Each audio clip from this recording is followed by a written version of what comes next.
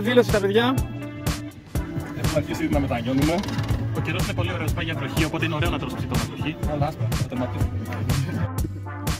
Κύριε Πρόεδρε, έχετε κάποια συμβουλή για το 21? Βεβαίως, σκεφτείτε ότι παίζουμε στο Pac-Man και η σκούπα δεν πρέπει να μας φάει. Καταλαβαίνετε τι εννοώ. Καραμελάκια μόνο.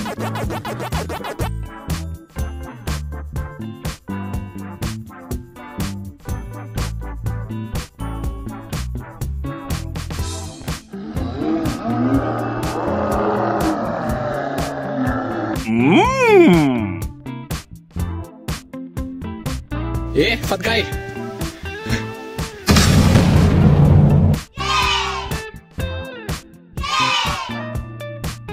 Huh?